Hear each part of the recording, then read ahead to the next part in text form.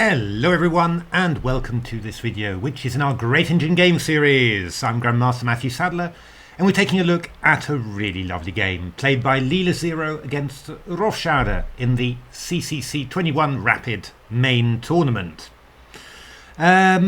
Yeah, I really love this game, just for a couple of reasons which I'll point out. A number of these moves were just Leela moves, really, moves that no other engine was really looking to play. And yeah, I mean that's always find that quite quite extraordinary. In these times when you've got 3,600 engines and they can still find find ways to display their own character. And this was one such game, really. So what was the opening? Well, the opening was some sort of offbeat Sicilian. But where black doesn't really try and get the most out of it, and bishop e2. This was a favourite of Michael Basman, English player. Little trap, of course. Knight takes e4, queen a4. So knight c6 played, and now d4 takes. And well, the point is that if knight e4, we play d5 again, looking for the same trick. Now, there's a very famous game of I think it's Julian Hodgson against Mihai Suber that carried on here. Knight c3 takes, knight e5 takes, queen c3, bishop d2, queen e5, and I think now it was rook b1. And yeah, Julian absolutely destroyed very strong Romanian grandmaster in very short order there. So that's kind of Basman's idea for the whole opening. Knight takes e4 is sort of possible, but yeah, not really recommended. D5 was the book, which to be honest does not look unreasonable. E5, knight e4, castles, and I think this was the last book move, bishop g4.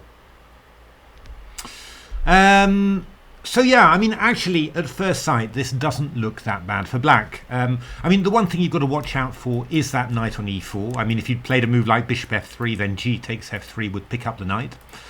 So that's a little bit unfortunate, but on the other hand, this knight is well placed, and you could often expect that white would play knight c3 or knight d2, and you'd be able to exchange off that knight at some stage. So in general terms, black's position looks very reasonable, and actually, white's got to just work out a little bit. What are you going to do about queen b6 coming in, and then pressure against the d4 pawn? Well, I mean, Stockfish was looking for queen b3, which is quite interesting, hitting b7 obviously, and the idea is if queen b6 we can go queen takes d5, and after queen d7 bishop e3, Stockfish felt that it was slightly better. Yeah, I mean, quite a big well, good space advantage with the central pawns. You've stopped black from putting too much pressure on the d4 pawn, and well, still got to work out what to do eventually with this knight on e4, but it wasn't too bad for black, I felt, although, yeah, Stockfish, as always, was scoring quite well. But Leela's solution, I mean, maybe you want to just pause the video here and try and guess it, because it just took me completely by surprise. But it's absolutely gorgeous, I really have to say. So Leela's move was to play the move king h1. King h1, it just looks like total nonsense, doesn't it? What on earth is Leela's idea? Well, the idea is that if white goes, if black goes queen b6 rather, pushing pressure on d4, Leela's idea is to play this move knight g1. King h1 has freed space on g1 for the knight, so you're unpinning, you're attacking this guy, and you're also threatening f3, winning that knight. And after bishop e2, you play knight e2. And yeah, the threat of f3 is still in there, and you're protecting the pawn on d4. So yeah, I mean, if you play something like f6, I mean, after all, you've got to try and give a space to the knight on g5. By the way, if you go h6, then Leela was looking at h4 in this position, threatening f3. Queen a6 from black. This was all analysis I did on Chessify. If f3, black's idea is to go queen e2 with this cunning little fork, but white just plays king h2, and then you're just threatening f3, still picking up that knight. Amazing ideas. If you go f6, it's a little bit stronger because black's threatening to take the pawn on e5, so white plays f3, knight g5, knight c3, hitting the pawn on d5, e6, and then we can just take, and go f4 and f5, and well, black's in quite some trouble here. This centre's collapsing, all very loose position, and the black king still isn't castled yet. So yeah, very nice position for white here. So that's the idea, knight g1. That's how Leela's looking to deal with the pressure on d4. Quite incredible. I don't think I've ever seen anything like this before, to be honest. But it's just beautifully elegant, and yeah, much nicer than Stockfish's choice. So e6 was played by Rofschade, and now knight g1 anyway from Leela. Again threatening f3, and again, you know, just getting rid of this pressure really. So takes. And Rofschade came up with h6, so yeah, this knight's heading back to g5 to h7. Not a great square, but what can you do? So f3, knight g5, and knight bc3. So yeah, I mean, how is black going to play here? I mean, it's not terrible for black. It's just that, yeah, you know, this knight is likely to end up here, or if you go f6, the whole position's going to be loosened. So white's basically going to have a nice space advantage, and black's going to have some weak squares. But it shouldn't be totally horrific for black. Much to my surprise, Stockfish was playing bishop b4. I mean, this looked absolutely awful, to be honest. Knight g3 threatening f5, so black plays g6.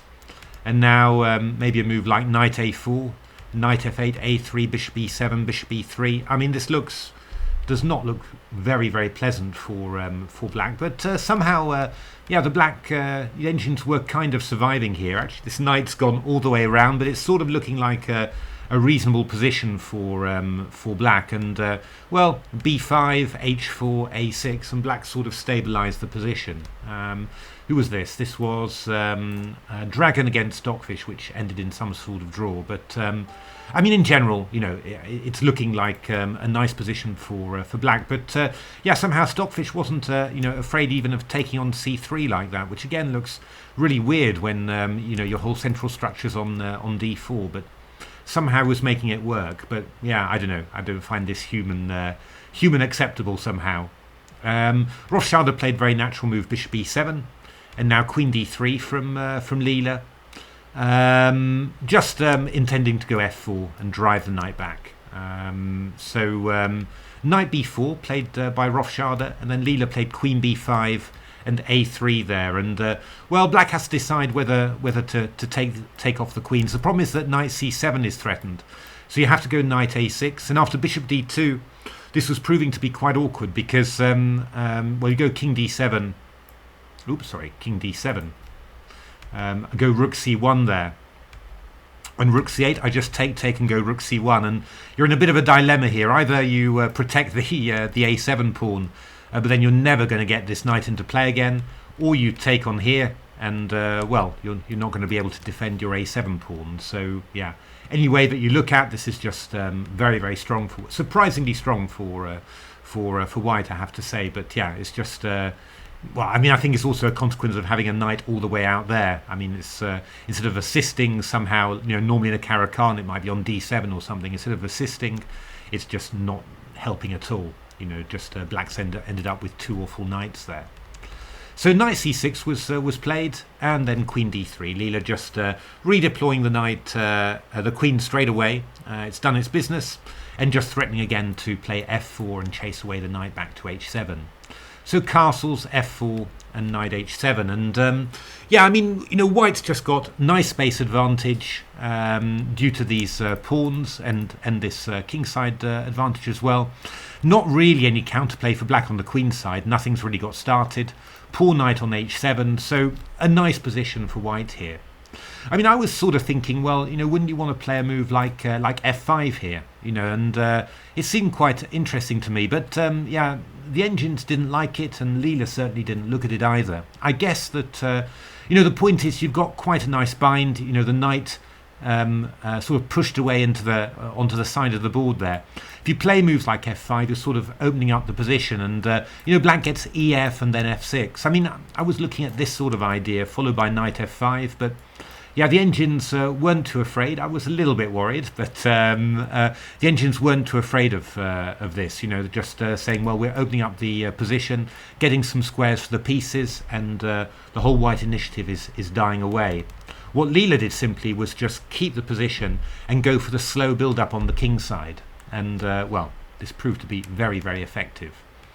So rook c8, now b4 from Leela, just stopping black from getting knight a5 in. I mean, sometimes you don't want to move pawns on the area where you're weakest in general, where the opponent's going to look for counterplay, but sometimes grabbing space can actually restrict the opponent, and well, you're stopping the knight from getting into a5. I mean, black could maybe move the knight back and get a rook onto c4, but yeah, it's going to be less effective than a black knight. So from this point of view, gaining space on the queen side is a good attempt. So ro,Chade played f6, and now knight g1 from Leela. Very nice move. So this knight's coming round to f3, and this knight will come round to e2, and we're going to sort of increase the kingside pressure even more. I mean, just when you think what this knight on g1 has done, white played king h1 and played the knight round g1, then took back on e2, and now the knight's coming back to g1 to f3, and the other knight's coming round to e2. Just some lovely knight maneuvers, and also using the king for that. I mean, made me think a little bit of Game Changer, really, because AlphaZero had a number of games where it moved its king out of the way in order to play these long knight maneuvers, and here, Leela doing exactly the same thing. So what are you going to do here? Well, it's kind of tough, really. I mean, anything, it feels like anything that black does just makes the position worse.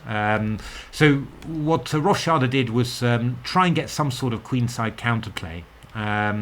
Knight f3 and then b5, and by playing b5 you're hoping eventually to get something like a5, because you're fixing the b pawn on there. But well, g4 comes in, bishop d8 supporting a5 now, and rook ae1 from Leela. And well, there's a lot of threats coming in here, right? I mean, f5 is actually getting really dangerous. We've also got ideas like ef followed by g5, for example. I mean, every way you turn, you see problems for black. So what ro,Chade did was a little bit desperate. It just played the move f5 here, just trying to close the king side, and hopefully, hopefully get something, on the queen side somehow. Leela's next move really surprised me, actually. Maybe you can stop the video and guess it if you want to. Leela played the move g5, and I mean, I was more thinking of, well, we'll keep the option of gf, maybe we go h3, or maybe we go rook g1 and line up and then attack the g7 pawn. The one move I was not expecting was g5, but actually it turns out to be quite hard for black to keep the king side closed. I mean, if you go h5, then g6 just wins a piece. So that's pretty serious. And yeah, g6 is a threat anyway. If you do something like knight e7, I mean, gh is quite nice. I mean, the point is, by taking on h6 and opening the g file in this way, if you go gf, black sort of gets an f5 square for the for pieces, maybe a knight or something. By taking on h6, black's pieces don't get any scope whatsoever. And well, I mean, what you're seeing from the games I was playing between Stockfishers and Dragon is that the queen comes round here and you've got a weak h6 pawn to target. It's it's just the optimal way of opening the g file. Well, what ro,Chade did was play hg, fg, and then knight e7.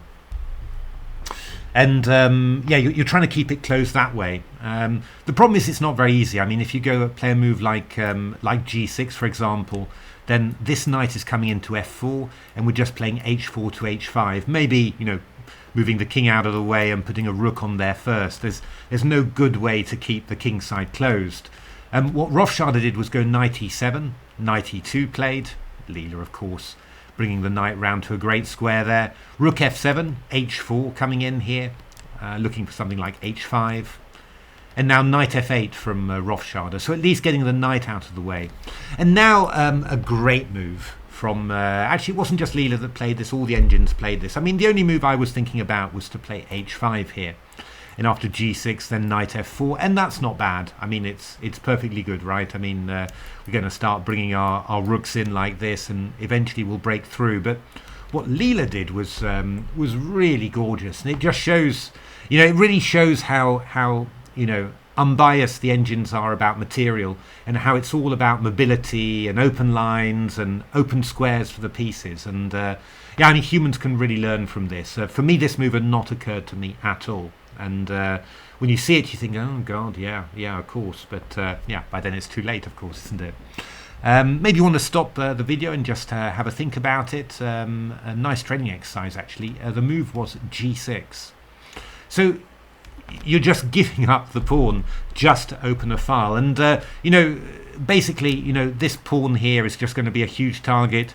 We're getting f4 for the knight, and we're just going to move our pieces, into the position, and this pawn is just going long term. It's but it's brilliant judgment. Simply, it's really, really good judgment. So I mean, if you go g6, the engine just say, oh, rook g2, and we're going to get in bishop h6. I mean, that's what playing g6 has given you. It's given actually this bishop on d2, a huge entry point into the king, and we've also got moves like knight f4 as well. So yeah, I mean, I tried all sorts of things, but yeah, whatever you do, you just end up, the engines just end up piling in, really. King e8, here knight g6, for example. And, well, this knight is actually lost, because if you take on here, I just take with the h-pawn and fork these two. And otherwise you can't defend the knight on h8. Just so many things, that are just going wrong. But just that judgment, to give up that pawn, open the line, open this diagonal, and see just how decisive that is, even more decisive than just moving the h-pawn, which was the obvious move. Incredible judgment, really. As the t-shirt says, it's a Leela thing you wouldn't understand. So f4 was played by Rofchade. A little bit of desperation there. Knight takes f4. You could also just go rook g2 first and then take on f4 later. It doesn't really matter. Leela just took off. Sometimes find that Leela's conversion technique looks a little bit careless. Sometimes looks a little bit messy. But Leela's already saying plus 12 or something. So, it's just good enough, really, isn't it? Bishop h6 was a lovely move there. The idea that if takes, we can just go rook g1 check, and well, you just have to put a piece in the way. So that's bishop h6 was very nice. Queen h5, rook h2, queen f5, takes, and now another nice move, rook c1. So whilst the bishop's unprise, you move the rook to c1 to take control of the c file. Stretched across both sides, but playing over the whole board and linking it up. Absolutely beautiful. I love that when engines do that. I mean, the reason I say, Leela's conversion technique looks a little bit messy is that, to me this feels a little bit messy. I've lost my pawn. I don't have my attack anymore. But for Leela, this is just, well, just seeing that it's all trivial, and that, there's no worries. Okay, black can do stuff like this, but who cares? It's all under control. Rook a6, g4, knight e1. Again, this is looking messy to me. I'm losing pawns and all that, but yeah, there's just a little bit of judgment and skill involved, and you see that nothing can happen. These pawns can't advance. This one's going to be doomed. No problem at all. I'm picking that one up. But it's just, I guess it's, I suppose, human brain is quite static somehow. I think that's always the point. And, here lots of things are changing, and new factors are coming into the position. And, it's sometimes hard to visualize, how serious that is from a head. You like somehow structures to stay static, and you understand that that's good, and then you stick to that. And yeah, engines are able to to move from to transform advantages, move from one to the next without any, obviously without any cognitive load or overload or anything, and yeah, that's sometimes difficult for humans to grasp. But here, yeah, this is pretty clear now, and well, Leela just finished off the game very easily. I mean, I love this game. When I saw it, I just totally wowed by it. It's nothing, amazing somehow. I suppose you'd say it's all quiet means, but it's just Leela, keeping control of the position in that that lovely way that Leela does it. And I mean, this move King H1 was really stunning. Just a little bit. you know, wide-eyed when I saw it. What on earth is that all about? And then, oh, you don't mean, you know, and then, yes, you do mean this move knight g1, you know, really lovely. But yeah, I mean, the rest of it was really nice too. This offering the exchange of queens in a way that the opponent can't take it. You know, queen coming back to d3, redeploying, pushing the knight to the corner, and then you know, a couple of these things, not rushing with f5, gaining space on the queen side, you know, sort of understanding the structure to make sure that black's counterplay takes as long as possible to achieve. And then this lovely, you know, knight maneuver going back to g1 now, again, you know, using the fact that the king had moved to h1, and then the way that Leela did this, so not playing gf but playing g5, and just understanding that you're going to open the g file but on your own terms without giving away any squares to the opponent. It's just really, you know, keeping the opponent as boxed in as possible. And then this little flash of dynamism at the end, you know, just g6, getting the absolute best version, not just getting you know, the narrow h file opened, but making sure that you can open both the g file and the h file, and also have access to the c1 h6 diagonal for your bishop as well, and the g5 square for potentially for a white knight. You know, it's just getting you know, giving your opponent's pieces as little as possible and your own pieces as much, and just with very simple means somehow. You know, it's really gorgeous play, really high class play. And yeah, you know, Leela does it always in its own way. I mean, if you've been watching this channel, I mean, there's a game Stockfish against Slow Chess, where you've got all these typical Stockfish, you know, moves where it's just very delicately knocking the opponent's pieces off good squares so that tactics work, you know, just all that sort of thing. That's very Stockfishy. And this is very Leela, you know, simply just these sort of calm moves, but just gradually taking the edge, the activity off the opponent's position, and just leaving it helpless, and then just gradually also increasing its own activity with simple means, pawn sacrifices, you know, this sort of thing. Really lovely, you know. And well, of course, we're really very privileged to see to have such strong engines that play in such different ways. And now it's going to be interesting to see you know, how Torch, you know, develops its own personality. I'm not quite, you know, not quite grabbing yet, you know, what makes Torch different somehow. But it does seem to have a style that's somewhere in between, you know, Stockfish and Leela. So you know, looking forward to see how that sort of develops in time. Certainly, Torch played a very nice grind against Leela. You know, very nice control grind there. So yeah, looking forward to see how that all pans out. But anyway, hope you enjoyed that one. If you like the video, normal drill, give a like, subscribe to the channel if you haven't already. Take a look at my new books, Silicon Road to Chess Improvement and Reengineering the Chess Classics, full of great stuff like this, which I hope you'd enjoy very much as well. But otherwise, you know, keep the comments going, keep on looking at the channel, plenty more engine games to come. I'm just overwhelmed with really great games. I do think I've never seen so many nice games played, you know, at one time, really, you know, both in the CCC and also at the TCC. So, you know, I'm doing my best to keep up. So do follow that journey with me. Thanks very much for watching.